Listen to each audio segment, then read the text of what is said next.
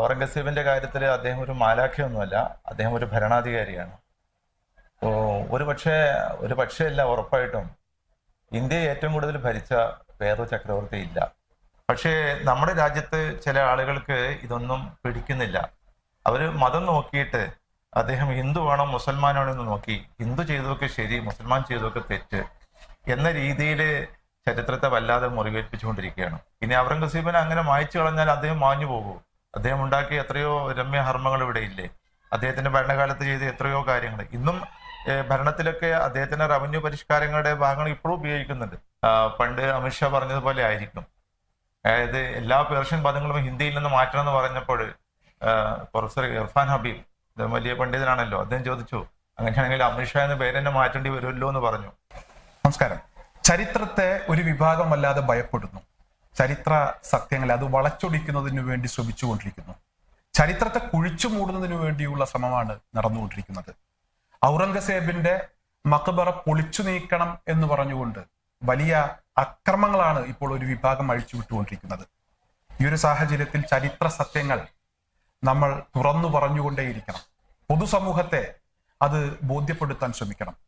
എന്തായാലും ഇന്ന് എന്റെ കൂടെയുള്ളത് MESലെ ചരിത്രാധ്യാപകനായി നേരത്തെ ഉണ്ടായിരുന്ന, ഇപ്പോൾ വിരമിച്ചു, ബഹുമാനപ്പെട്ട ഹുസൈൻ രണ്ടത്താണി സാറാണ്. അദ്ദേഹം യൂണിവേഴ്സിറ്റിയിൽ ജോലി ചെയ്തിട്ടുണ്ട്. അതുപോലെ തന്നെ ഇപ്പോൾ മാപ്പിള കലാ അക്കാദമിയുടെ ചെയർമാനാണ്. പുത്തനത്താണി CPA കോളേജിലെ പ്രിൻസിപ്പളാണ്. ചില ചരിത്ര സത്യങ്ങൾ ഹുസൈൻ രണ്ടത്താണി സാർ നമ്മളോടൊന്ന് തുറന്നു പറയുകയാണ്.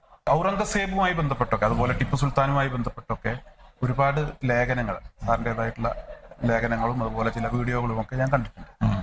ഇപ്പോ ഔറംഗസേബിന്റെ മക്ബറ പൊളിച്ചു നീക്കണം എന്ന് പറഞ്ഞുകൊണ്ട് വലിയ അക്രമ സംഭവങ്ങളാണ് ഉണ്ടായിക്കൊണ്ടിരിക്കുന്നത്. ഈ ഔറംഗസേബ് ഇത്രക്ക് ഭീകരനാണ്. എന്താണ് അദ്ദേഹവുമായി ബന്ധപ്പെട്ട്, സാറിന്റെ തന്നെ ചില ചരിത്രങ്ങൾ ഞാൻ വായിച്ചിട്ടുണ്ട്, ചില ലേഖനങ്ങൾ വായിച്ചിട്ടുണ്ട്. എന്താണ് അദ്ദേഹവുമായി ബന്ധപ്പെട്ട് സാറിന് മനസ്സിലാക്കാൻ കഴിഞ്ഞിട്ടുള്ള കാര്യം? നമ്മൾ ഏത് ഭരണാധികാരിയെ എടുത്തു നോക്കിയാലും അവരിൽ കുറച്ച് ഭീകരത ഉണ്ടാകും, നന്മ ഉണ്ടാകും, തിന്മ ഉണ്ടാകും, എല്ലാം ഉണ്ടാകും. അതുപോലെയാണ് ഔറംഗസീബിന്റെ കാര്യത്തിൽ അദ്ദേഹം ഒരു മാലാഖയൊന്നുമല്ല, അദ്ദേഹം ഒരു ഭരണാധികാരിയാണ്. ഒരു പക്ഷേ അല്ല, ഉറപ്പായിട്ടും ഇന്ത്യയെ ഏറ്റവും കൂടുതൽ ഭരിച്ച വേറൊരു ചക്രവർത്തി ഇല്ല. 50 വർഷത്തോളം അദ്ദേഹം, 49 വർഷത്തിലധികം അദ്ദേഹം ഭരിച്ചു. അപ്പോൾ അദ്ദേഹത്തിന്റെ നീണ്ട കാലയളവിൽ ഉണ്ടായ കാര്യങ്ങളിൽ നമ്മൾ വിലയിരുത്തുമ്പോൾ, ഒരു ചക്രവർത്തിയെ കുറിച്ച് നമ്മൾ വിലയിരുത്തുമ്പോൾ ജനങ്ങൾക്ക് എന്ത് ചെയ്തു എന്നുള്ളതാണ്. അദ്ദേഹം വിശ്വാസിയായിരിക്കാം, അദ്ദേഹം രാഷ്ട്രീയക്കാരനായിരിക്കാം, അദ്ദേഹത്തിന് വേറെ ലക്ഷ്യങ്ങൾ ഉണ്ടായിരിക്കാം, അതൊക്കെ ഉണ്ടാകും. ഇതൊക്കെ ഒരു ഇമ്പീരിയലിസം, സാമ്രാജ്യത്വം എന്നൊക്കെ പറയുമ്പോൾ യുദ്ധം ചെയ്യലും പിടിച്ചടക്കലും ഇതൊക്കെ ഉണ്ടാകും. പക്ഷേ ഈ പിടിച്ചടക്കിയ സ്ഥലങ്ങളിൽ അദ്ദേഹം എന്തൊക്കെ ചെയ്തു, ജനങ്ങൾക്ക് അത് എങ്ങനെ ഉപകാരപ്പെട്ടു എന്നത് അടിസ്ഥാനത്തിലാണ് നമ്മൾ ഏത് ഭരണാധികാരിയെയും വിലയിരുത്തേണ്ടത്. പക്ഷേ നമ്മുടെ രാജ്യത്ത് ചില ആളുകൾക്ക് ഇതൊന്നും പിടിക്കുന്നില്ല. അവര് മതം നോക്കിയിട്ട് അദ്ദേഹം ഹിന്ദുവാണോ മുസൽമാനാണോ എന്ന് നോക്കി, ഹിന്ദു ചെയ്തതൊക്കെ ശരി, മുസൽമാൻ ചെയ്തതൊക്കെ തെറ്റ് എന്ന രീതിയിൽ ചരിത്രത്തെ വല്ലാതെ മുറിവേൽപ്പിച്ചുകൊണ്ടിരിക്കുകയാണ്. പ്രത്യേകിച്ചും അത് ബ്രിട്ടീഷുകാർ കൊണ്ടുവന്ന ഒരു സംസ്കൃതിയാണ്. ആ സംസ്കാരം ഇപ്പോൾ ചിലർ ഏറ്റുപിടിച്ചോ, അത് ഒരു വിഭാഗത്തിനെതിരെ തിരിച്ചിരിക്കുന്നു എന്ന് മാത്രം. ഔറംഗസീബിന്റെ കാര്യത്തിൽ, ടിപ്പു സുൽത്താന്റെ കാര്യത്തിൽ, ബാബറിന്റെ കാര്യത്തിൽ ഇതൊക്കെ നമ്മൾ പലപ്പോഴായിട്ട് ഇവരുടെ ഈ അസുഖം നമ്മൾ കാണുന്നതാണ്. അപ്പോൾ അതിന്റെ ഒരു ഭാഗമാണ് ഇപ്പോഴും നടക്കുന്നത്. അല്ലാതെ കബറിടത്തിൽ മരിച്ചു കിടക്കുന്ന ആൾക്കോ അല്ലെങ്കിൽ ആ കബറിടത്തിനോ ഒന്നും ഇല്ല. ഇനി ഔറംഗസീബിനെ അങ്ങനെ മായ്ച്ചു കളഞ്ഞാൽ അദ്ദേഹം മാഞ്ഞു പോകും. അദ്ദേഹം ഉണ്ടാക്കിയ എത്രയോ രമ്യഹർമ്മങ്ങൾ ഇവിടെ ഇല്ലേ? അദ്ദേഹത്തിന്റെ ഭരണകാലത്ത് ചെയ്ത എത്രയോ കാര്യങ്ങൾ ഇന്നും ഭരണത്തിലൊക്കെ അദ്ദേഹത്തിന്റെ റവന്യൂ പരിഷ്കാരങ്ങളുടെ ഭാഗങ്ങൾ ഇപ്പോഴും ഉപയോഗിക്കുന്നുണ്ട്. അപ്പൊ ഇതെല്ലാം മാറ്റി നിർത്തിയാൽ പണ്ട് അമിത്ഷാ പറഞ്ഞതുപോലെ ആയിരിക്കും. അതായത് എല്ലാ പേർഷ്യൻ പദങ്ങളും ഹിന്ദിയിൽ നിന്ന് മാറ്റണം എന്ന് പറഞ്ഞപ്പോൾ പ്രൊഫസർ ഇർഫാൻ ഹബീബ്, വലിയ പണ്ഡിതനാണല്ലോ, അദ്ദേഹം ചോദിച്ചു, അങ്ങനെയാണെങ്കിൽ അമിത്ഷാ എന്ന പേര് തന്നെ മാറ്റേണ്ടി വരുമല്ലോ എന്ന് പറഞ്ഞു. അതുപോലെയാണ് ഇത്രയധികം, ഏകദേശം 1300 വർഷം മുസ്ലിങ്ങൾ ഇവിടെ ഭരിച്ചവരാണല്ലോ. അപ്പോൾ അത്രയും കാലത്തെ ഒരു സംസ്കാരം എന്തായാലും നമ്മുടെ ഇന്ത്യയുടെ മണ്ണിൽ ഉണ്ടാകും. അതൊക്കെ പിഴുതെടുത്ത് അതിൽ നിന്നൊക്കെ മാറ്റി മനുസ്മൃതി അനുസരിച്ചുള്ള ഒരു സംസ്കാരം ഇവിടെ കൊണ്ടുവരണമെന്ന് പറയുമ്പോഴേ നടക്കുന്ന കാര്യമില്ല. പക്ഷെ അത് നടത്താനാണ് ശ്രമിച്ചുകൊണ്ടിരിക്കുന്നത്. ഔറംഗസേബ് 50 വർഷത്തോളം ഭരണം നടത്തിയിട്ടുണ്ടെന്നാണ് പറയുന്നത്. ഈ 50 വർഷ കാലയളവിനുള്ളിൽ അദ്ദേഹം കൊണ്ടുവന്നിട്ടുള്ള പരിഷ്കാരങ്ങൾ, അദ്ദേഹത്തിന്റെ ഭരണ നേട്ടങ്ങൾ എന്തൊക്കെയാണ്? അദ്ദേഹത്തെ സംബന്ധിച്ചിടത്തോളം ഇന്ത്യയുടെ ഒരു സ്ഥിതി തന്നെ അദ്ദേഹം മാറ്റിയെടുക്കുക ചെയ്തത്. അദ്ദേഹം പറയുന്നുണ്ട്, ഞാൻ ഇസ്ലാമിക് സ്റ്റൈലിലാണ് ഭരിക്കാൻ പോകുന്നത് എന്നുള്ളത്. എന്താണ് ഇസ്ലാമിക് സ്റ്റൈൽ എന്ന് ചോദിച്ചപ്പോൾ അദ്ദേഹത്തിന് പറയാനുള്ളത് ഇത് തന്നെയാണ്: നന്നായിട്ട് ഭരിക്കുക, അവിടെ ജാതിയോ മതമൊന്നും നോക്കരുത്.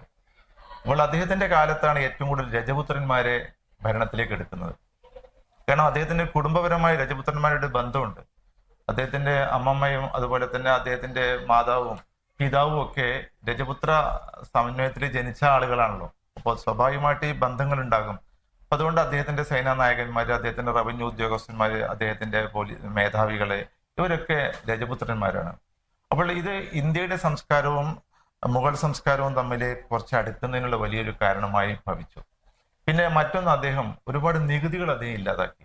തൊട്ടതിനൊക്കെ നികുതിയുള്ളൊരു കാലമായിരുന്നു അത്. വെള്ളത്തിന് നികുതി, അതുപോലെ തന്നെ ഒരാൾ മരിച്ചാൽ ചിതയ്ക്ക് നികുതി, പിന്നെ ഗംഗയിൽ നിമജ്ജനം ചെയ്യുന്നതിനുള്ള അവിടെ വേറെ നികുതി. ഇങ്ങനെ ഹിന്ദുക്കൾക്കും മുസ്ലിങ്ങൾക്കും പെടാപാട് പെടാത്ത നികുതികളാണ് ഉണ്ടായിരുന്നത്. ഈ നികുതികളൊക്കെ അദ്ദേഹം വെട്ടിക്കുറച്ച് അദ്ദേഹം പറഞ്ഞു, ഇസ്ലാം പറയുന്ന നികുതി, അതായത് സക്കാത്ത് കൊടുക്കണം മുസ്ലിങ്ങളെല്ലാവരും. അതുപോലെ ഹിന്ദുക്കള് ഭരണത്തിൽ പങ്കെടുക്കുന്നില്ല എങ്കിൽ അവർ ജിസിയ കൊടുക്കണം. അതുപോലെ മറ്റ് ചില ഏതാനും നികുതികൾ മാത്രം. ജിസിയ എന്ന് പറഞ്ഞാൽ ശരിക്ക് ഈ ഒരു മുസ്ലിം ഭരിക്കുമ്പോഴേ മുസ്ലിങ്ങൾ എല്ലാവരും യുദ്ധത്തിൽ പങ്കെടുക്കണം എന്നുള്ള നിർബന്ധമാണ് യുദ്ധം ഉണ്ടാകുമ്പോൾ. എന്നാൽ ഹിന്ദുക്കൾക്ക് അതിന് പങ്കെടുക്കുന്ന നിർബന്ധമില്ല. കാരണം ഹിന്ദു ഇവരെ ദിമ്മികൾ എന്നാണ് അവർ പറയുക, എന്ന് വെച്ചാൽ സംരക്ഷിക്കപ്പെട്ടവര്. അപ്പോൾ അങ്ങനെ ആകുമ്പോഴേ അവർക്ക് ഈ നികുതി കൊടുക്കേണ്ട, മറ്റുള്ളവർക്ക് നികുതി കൊടുക്കണം. അത് സ്ത്രീകളൊന്നുമല്ല, യുദ്ധം ചെയ്യാൻ കഴിവുള്ള പുരുഷന്മാരായ ആളുകളാണ് നികുതി കൊടുക്കേണ്ടത്. അപ്പോൾ ഇസ്ലാമിക ഭരണം വന്നപ്പോൾ മറ്റെല്ലാ നികുതിയും കൊടുത്തപ്പോൾ സക്കാത്ത് നിർബന്ധമാക്കി. മറ്റുള്ള ഇസ്ലാം പറയുന്ന ഇതുപോലുള്ള നികുതികളൊക്കെ അദ്ദേഹം കൊണ്ടുവന്നു. ഇത് രജപുത്രന്മാർക്ക് നികുതിയില്ല, കാരണം അവരൊക്കെ എല്ലാവരും ഭരണത്തിൽ പങ്കെടുക്കുന്നവരാണല്ലോ. പിന്നെ അദ്ദേഹം ചെയ്തത് കുറെ ഈ ഒഴിഞ്ഞു കിടക്കുന്ന സ്ഥലങ്ങളൊക്കെ കൃഷിക്ക് ഉപയുക്തമാക്കി. ഏറ്റവും കൂടുതൽ കൃഷി അഭിവൃദ്ധിപ്പെട്ടത് അദ്ദേഹത്തിന്റെ കാലത്താണ്. അപ്പോൾ സ്വാഭാവികമായിട്ടുണ്ടാകുന്ന ഈ ജോലി കൂടി വരുമല്ലോ, മിച്ചോൽപാദനം കൂടുകയാണ്, സർപ്ലസ് കൂടി വരുമ്പോൾ അതുകൊണ്ട് ആ പണം കൂടുതൽ ജനങ്ങൾക്ക് വേണ്ടി ഉപയോഗിക്കാൻ കഴിയും. നമുക്കറിയാം, ഷാജഹാൻ ആവട്ടെ, ബാബർ ആവട്ടെ, അവരൊക്കെ നിർമ്മിച്ചത് കുറെ പള്ളികളും അതുപോലെ കുറെ കോട്ടകളും ഒക്കെയാണ്. അത് ജനങ്ങൾക്ക് ഉപകാരമില്ല. പക്ഷെ ഔറംഗസേബ് ചെയ്തത് ഈ സത്രങ്ങള്, വഴിയമ്പലങ്ങള്, പള്ളികളില്ലാത്ത സ്ഥലങ്ങളിലെ പള്ളികള്, അതൊക്കെ ഈ സാധാരണക്കാരെ ജനങ്ങളെ ഉദ്ദേശിച്ചുകൊണ്ടുള്ള കെട്ടിടങ്ങളായിരുന്നു. വലിയ ആഡംബരവും മോടിയൊന്നും അദ്ദേഹം അതിന് കൂട്ടിയിട്ടില്ല. കാരണം ഈ പണം അങ്ങനെ അതിന് വേണ്ടിയിട്ട് അദ്ദേഹം ചെലവാക്കിയിട്ടില്ല. അപ്പോൾ ആ രീതിയിൽ നാട്ടിന്റെ സമൃദ്ധി അദ്ദേഹം കാത്തു സൂക്ഷിക്കാൻ കഴിഞ്ഞു. അല്ലെങ്കിൽ 50 വർഷം ഭരിക്കാൻ പറ്റില്ലോ. പക്ഷെ അവസാന കാലത്ത് കുറെ പ്രയാസങ്ങളൊക്കെ അദ്ദേഹത്തിന് ഉണ്ടായിട്ടുണ്ട്. പ്രത്യേകിച്ചും ഈ ജാട്ടുകളുടെ കലാപം അങ്ങനെയുള്ള ഉണ്ടായപ്പോൾ ഭയങ്കര ഇഷ്യൂസ് ഒക്കെ ഉണ്ടായി, അതൊക്കെ ബുദ്ധിമുട്ടിയിട്ടുണ്ട്.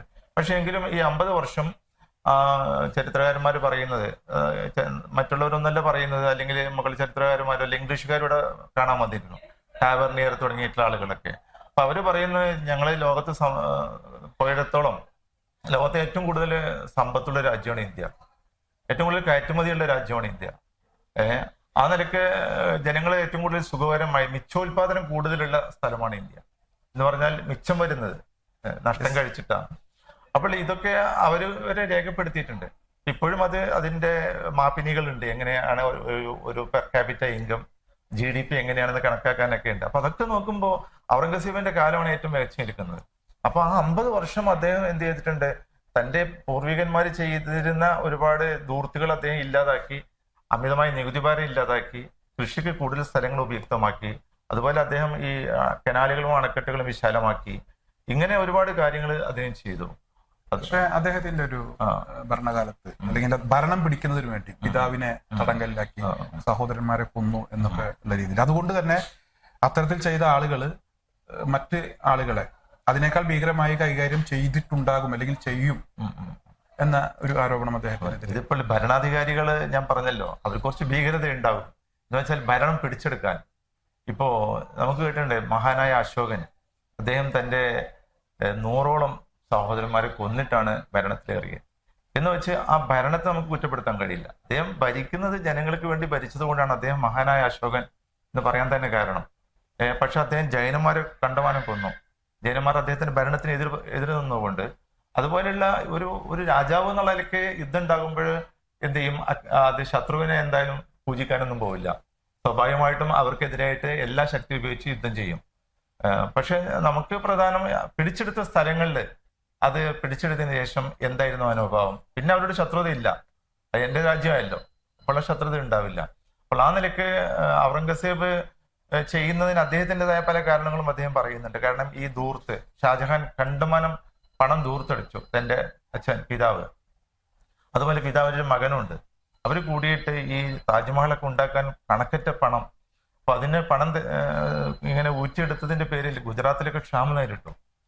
ജനങ്ങളെ തന്നെ തിന്നുന്ന അവസ്ഥ വന്നപ്പോൾ അദ്ദേഹം ആണ് ഈ ഡെക്കാനിൽ നിന്ന് അല്ലെങ്കിൽ ദക്ഷിണേന്ത്യയിൽ നിന്ന് ഈ പണമൊക്കെ ഇഷ്ടം പോലെ പിതാവിനെ അയച്ചു കൊടുത്തിരുന്നത്.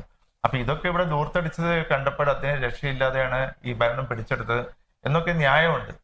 അതുപോലെ വന്നു പിതാവിനെ തടങ്കലിലാക്കി എന്നതൊക്കെ. അപ്പോൾ അത് പല രാജാക്കന്മാരും ചെയ്തിട്ടുണ്ട്. പക്ഷെ ആ ചെയ്തതിനെ നമുക്ക് ഒരിക്കലും ന്യായീകരിക്കാൻ കഴിയില്ല.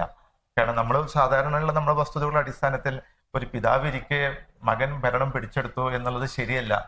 അതിന് പേരിൽ അന്നത്തെ കുറെ സൂഫികളൊക്കെ അദ്ദേഹത്തെ എതിർത്തിട്ടുണ്ട്. അപ്പോൾ അത് അദ്ദേഹത്തിന്റെ മറ്റൊരു വശമാണ്. അത് നമുക്ക് അങ്ങനെ തന്നെ കാണാം. കാരണം ഇതൊരു സാമ്രാജ്യത്വമാണ്, ഇമ്പീരിയലിസത്തിന്റെ ഭാഗമാണ് ഈ സ്വന്തം നോ കിൻസ്, സ്വന്തക്കാരില്ല അവിടെ സ്വന്തം അനിയനെ കൊല്ലാം, ജ്യേഷ്ഠനെ കൊല്ലാം, അച്ഛനെ കൊല്ലാം, അതൊക്കെ ഈ ഭരണത്തിന്റെ ഭാഗമായിട്ട് നമ്മൾ കാണുന്നു. അത് എല്ലാ രാജാക്കന്മാരുടെ സ്ഥിതി അത് തന്നെയാണ്. പക്ഷെ അദ്ദേഹം ഒരു സൂഫി വര്യനാണ്. ആ ഒരു രീതിയിൽ വളരെയധികം ഈ പൊതുമുതലൊക്കെ കൈകാര്യം ചെയ്ത കാര്യത്തിൽ സൂക്ഷ്മത കാണിച്ചു എന്നതുപോലെ തന്നെ പലപ്പോഴും ദൈവത്തോടടുത്ത് നിന്ന് പ്രവർത്തിച്ചിരുന്ന ഒരാളാണ്. സ്വന്തം ചെലവുകൾക്ക് വേണ്ടിയിട്ട് ഇപ്പോ ഖുർആൻ പകർത്തി എഴുതി അത് വിട്ടു, തൊപ്പി തുന്നി കൊടുത്തു, അങ്ങനെയൊക്കെ അദ്ദേഹത്തെ കുറിച്ച്. ഇതിപ്പോ ഒരു പക്ഷെ അദ്ദേഹം ഈ തന്റെ ചെയ്ത തെറ്റ് മായ്ക്കാൻ വേണ്ടിയിട്ട് ഒരു പക്ഷെ അദ്ദേഹം അങ്ങനെ ഒരാളായിട്ട് മാറിയിട്ടുണ്ടാവും. അദ്ദേഹം ഇതൊക്കെ തന്നെയാണ്. അദ്ദേഹം കൊട്ടാരത്തിൽ നിന്ന് മാറി നിന്നു. എന്നിട്ട് അദ്ദേഹം ഒരു കൊച്ചുകുടിയിലാണ് താമസിച്ചത്, തോലിലാണ് കിടന്നുറങ്ങിയിരുന്നത്. പിന്നെ വരുമാനത്തിന് വേണ്ടി, കാരണം അദ്ദേഹത്തിന്റെ ഖബറിടം കണ്ടാൽ തന്നെ അറിയാം അതിന് മേലെ ഒന്നുമില്ല. ഒരു പൊതുസ്ഥലത്ത് സാധാ ഒരു ഖബറിടം പോലെയാണ് ഉള്ളത്. കാരണം അദ്ദേഹം എതിരായിരുന്നു, എന്റെ മേലെ എനിക്ക് ആഡംബരങ്ങളൊന്നും വേണ്ട, ഞാൻ മരിച്ചുപോയ മനുഷ്യനാണ് എന്ന രീതിയിലാണ് അദ്ദേഹം കണ്ടിരുന്നത്. അപ്പോൾ ആ നിലയ്ക്ക് അദ്ദേഹത്തിന്റെ ജീവിതം അങ്ങനെയൊക്കെ ആയിരുന്നു, സൂക്ഷ്മത പുലർത്തിയിരുന്നു ഒക്കെയാണ്. അത് ഒരു പക്ഷേ അദ്ദേഹം അന്ന് ചെയ്ത തെറ്റിന് ഒരു പ്രായശ്ചിത്തമായിട്ട് അദ്ദേഹം ആ രീതി സ്വീകരിച്ചതായിരിക്കാം. അല്ലെങ്കിൽ ജനങ്ങളെ കയ്യിലെടുക്കുന്നതിന് വേണ്ടി അങ്ങനെ മാറിയിരിക്കാം. അതൊന്നും നമുക്ക് പറയാൻ പറ്റില്ല. അത് അദ്ദേഹത്തിന്റെ സ്വന്തം കാര്യമാണ്. നമുക്ക് അദ്ദേഹം ജനങ്ങൾക്ക് എന്ത് ചെയ്തു എന്നുള്ളത് നോക്കിയാൽ മതിയല്ലോ. പക്ഷെ അങ്ങനെ ജനങ്ങളെ കയ്യിലെടുക്കുന്നതിന് വേണ്ടി നീണ്ട 50 വർഷക്കാലമൊക്കെ ഒരാൾക്ക് അങ്ങനെ അഭിനയിക്കാൻ കഴിയില്ല. അതുപോലെ ആളുകളെ കാണിക്കുന്നതിന് വേണ്ടി ആവാൻ കഴിയും. അത് എന്തോ ആകാം. അത് പക്ഷെ നമ്മളൊരു ചരിത്രം പഠിക്കുമ്പോൾ അതിന്റെ ആ ഒരു ഉദ്ദേശം അത് നമുക്ക് കൈകാര്യം ചെയ്യാൻ പറ്റില്ലല്ലോ. നമുക്ക് എന്താണ് ഇവിടെ കാണുന്നത് അല്ലേ നമുക്ക് വിലയിരുത്താൻ പറ്റുള്ളൂ. ഇപ്പൊ സംഘപരിവാർ സംഘടനകൾ അദ്ദേഹത്തിന്റെ മക്ബറ പൊളിക്കണം, അദ്ദേഹത്തിന്റെ ഖബർ പൊളിച്ചു മാറ്റണം എന്ന് പറഞ്ഞിട്ട് ഒരുപാട് പ്രശ്നങ്ങൾ ഉണ്ടാക്കിക്കൊണ്ടിരിക്കുകയാണ്. നിരോധനാജ്ഞ പ്രഖ്യാപിക്കുന്ന ഒരു സാഹചര്യമൊക്കെ ഇപ്പോൾ അവിടെ ഉണ്ടായിട്ടുണ്ട്. എന്താണ് സംഘപരിവാർ സംഘടനകൾക്ക് ഇദ്ദേഹവുമായി ബന്ധപ്പെട്ടിട്ടുള്ള ചരിത്രം സാർ മനസ്സിലാക്കിയത്, പഠിച്ച കാര്യങ്ങളാണ് പറഞ്ഞത്. ഇതാണ് യാഥാർത്ഥ്യമെങ്കിൽ സംഘപരിവാർ സംഘടനകൾ എന്തിനാണ് അദ്ദേഹത്തെ ഭയപ്പെടുന്നത്? ഇപ്പൊ ബാബരി മസ്ജിദ് തകർത്തതുപോലെ കർഷകർ വന്നത് പൊളിച്ചു നീക്കും, ഗവൺമെന്റ് വേണ്ട നടപടി സ്വീകരിച്ചില്ലെങ്കിൽ എന്നൊക്കെയാണ് അവർ പറയുന്നത്. എന്തുകൊണ്ടാണ് സംഘപരിവാർ സംഘടനകൾ അദ്ദേഹത്തെ ഭയപ്പെടുന്നത്? എന്താണ് വിഷയം? സംഘപരിവാർ എന്ന് പറഞ്ഞാൽ അവരുടെ കാര്യം തന്നെ അതാണ്. ഹിന്ദുത്വയുടെ ഒരു മാർഗമാണ് മുസ്ലിങ്ങളുടേതായ എല്ലാ അടയാളങ്ങളെയും ഇല്ലാതാക്കുക എന്നുള്ളത്. അപ്പോൾ സ്വാഭാവികമായിട്ടും ഔറംഗസേബ് ഇത്ര വലിയ ചക്രവർത്തിയാണ്, അയാൾ വേണ്ട. അപ്പൊ ഞാൻ പറഞ്ഞില്ലേ, എങ്ങനെയാണ് അവർ 1300 വർഷത്തെ ഈ ചരിത്രം ഇല്ലാതാക്കാൻ അവർക്ക് എങ്ങനെ കഴിയും എന്നറിയില്ല. പിന്നെ ഒരു മരിച്ചാളുടെ ഖബറിടം മാന്തിക്കളഞ്ഞാൽ അദ്ദേഹത്തെ ഇല്ലാതാക്കാൻ പറ്റുമോ? അപ്പൊ അത് അവരുടെ ജീവിതത്തിൽ കാണിക്കുന്ന അല്ലെങ്കിൽ അവരുടെ തത്വങ്ങളിൽ കാണിക്കുന്ന വിഡ്ഢിത്തം. ഇപ്പോൾ മനുസ്മൃതിയാണ് ഏറ്റവും വലിയ ഭരണഘടന എന്ന് പറയുന്നവർക്ക് എങ്ങനെയാണ് ഈ പഴയ ജാതിയും ഇതൊക്കെ ഇവിടെ കൊണ്ടുവരാൻ പറ്റുമോ? അപ്പൊ ഇങ്ങനെ ഒരു സ്വപ്ന ലോകത്ത് അവരുണ്ടാക്കുന്ന, അതിനുവേണ്ടി അവർ കുറെ ആളുകൾ കൊന്നെന്നിരിക്കും, കുറെ അക്രമങ്ങൾ ചെയ്തു എന്നിരിക്കും. അല്ലാതെ നമ്മൾ ന്യായപരമായി ചിന്തിക്കുമ്പോൾ ഇതൊരു സെക്യുലർ രാജ്യമല്ലേ, ആര് ചെയ്താലും എല്ലാവരും ഒരു രാജ്യത്തിന്റെ മക്കളല്ലേ. ആ രീതിയിൽ കാണാൻ അവർക്ക് കഴിയുന്നില്ല എങ്കിൽ ഒരു രാജ്യത്തിന്റെ ശത്രുവായിട്ട് ചരിത്രം അവരെ വിലയിരുത്തും. അല്ലാതെ ഇത്തരം വൈകാരിക പ്രകടനങ്ങൾ, അപ്പോൾ അവർ വൈകാരികമായി പ്രതികരിക്കുമ്പോൾ മുസ്ലിങ്ങൾക്കും കുറെ വികാര ജീവികൾ അവരിലുണ്ടാവും, പരസ്പരം കുഴപ്പമുണ്ടാവും. കുഴപ്പമുണ്ടായിട്ട് എന്താണ് അവർക്ക് കിട്ടാൻ പോകുന്നത് എന്ന് നമുക്ക് ഒന്നും മനസ്സിലാകുന്നില്ല. കാരണം രാജ്യം നിലനിൽക്കണമെങ്കിൽ ശാന്തത വേണം, ടൂറിസം നന്നായിട്ട് വരും. ഇതൊക്കെ സൂക്ഷിക്കുന്നത് തന്നെ ടൂറിസത്തിന്റെ ഭാഗമായിട്ടാണ്. അപ്പൊ ഇതൊക്കെ ഇല്ലാതാക്കിയാൽ രാജ്യത്തെ എന്താണ് അവർക്ക് ചെയ്യാൻ പറ്റുക എന്നുള്ളത് ഈ ചെയ്യുന്ന ആളുകൾക്ക് അറിയില്ല. കാരണം അത്രമാത്രം ഇവരെന്ത് ചെയ്തിട്ടുണ്ട്, ഭരണം പിടിച്ചെടുക്കുന്നതിന് വേണ്ടിയും ഭരണം നിലനിർത്തുന്നതിന് വേണ്ടിയും അവരെ ചീത്തയാക്കിയിട്ടുണ്ട്. കാരണം ഈ പാവം ചെയ്യുന്ന മനുഷ്യരും പാവങ്ങളായിരിക്കും. അവർക്കിതൊന്നും ഒരു വികാരത്തിന്റെ മേലിൽ അവരിതെല്ലാം ചെയ്ത് കൂട്ടുകയാണ്. ഇനി മരിക്കാൻ പോകുന്ന അവരായിരിക്കും. ഈ മുകളിലിരിക്കുന്ന രാജാക്കന്മാർക്കൊന്നും പറ്റാൻ പോകുന്നില്ല. അപ്പോൾ ഇത് ഈ ഭരിക്കുന്ന പാർട്ടിയാണ് ഇത് മനസ്സിലാക്കേണ്ടത്. ഈ ജനങ്ങളെ ഇങ്ങനെ ഇടയ്ക്ക് വിട്ടാൽ അവസാനം അവർ നമ്മളെ തന്നെ കൊല്ലും എന്നൊരു ചിന്താഗതി അവർക്ക് ഉണ്ടാകുന്നത് നല്ലതാണ്. ഇപ്പൊ നമ്മുടെ രാജ്യത്ത് ഒരുപാട് യുദ്ധങ്ങൾ ഭരണം പിടിച്ചതിന്റെ ഭാഗമായിട്ട് ഭരണം പിടിച്ചെടുക്കുന്നതിന് വേണ്ടിയൊക്കെ നടന്നിട്ടുണ്ട്. ഔറംഗസേബും അത്തരത്തിൽ യുദ്ധങ്ങൾ നടത്തിയിട്ടുണ്ട്. ആ യുദ്ധത്തിൽ ആളുകൾ മരണപ്പെട്ടിട്ടുണ്ട്. മറ്റൊരുപാട് രാജാക്കന്മാരും അത്തരത്തിൽ യുദ്ധം നടത്തിയിട്ടുണ്ട് ഭരണം പിടിക്കുന്നതിന്. ഏറ്റവും കൂടുതൽ ആളുകളൊക്കെ മരിച്ചു വീണ യുദ്ധം ഏതായിരിക്കും? എല്ലാ യുദ്ധത്തിലും ആളുകൾ മരിച്ചിട്ടുണ്ട്. ഈ കലിംഗ യുദ്ധം, അശോകന്റെ കലിംഗ യുദ്ധത്തില് ആയിരക്കണക്കിന് ആൾ മരിച്ചു എന്നാ പറയുന്നത്. യുദ്ധം ഉണ്ടാകുമ്പോൾ സ്വാഭാവികമാണ്. ശത്രുവിനെ ഞാൻ പറഞ്ഞല്ലോ, ശത്രുവിനെ ആരും സ്നേഹിക്കാൻ പോവില്ല. അവൻ എന്തൊക്കെയുണ്ടോ, അവന്റെ ക്ഷേത്രവും അവന്റെ കോട്ടയും ഇതൊക്കെ ജയിക്കുന്ന ആള്, അവിടെ ജാതി മതമൊന്നുമില്ല, ശത്രു തന്നെയാണ്. അപ്പോൾ ആ ഒരു രീതിയിൽ ഇങ്ങനെ വലിയ വലിയ യുദ്ധങ്ങൾ ഉണ്ടായിട്ടുണ്ട്. ഔറംഗസേബിന്റെ കാലത്തും ഉണ്ടായിട്ടുണ്ട്. പക്ഷെ എനിക്ക് തോന്നുന്നു അശോകന്റെ യുദ്ധമായിട്ടാണ് ചരിത്രത്തിൽ വലിയൊരു യുദ്ധമായിട്ട് കാണുന്നത്.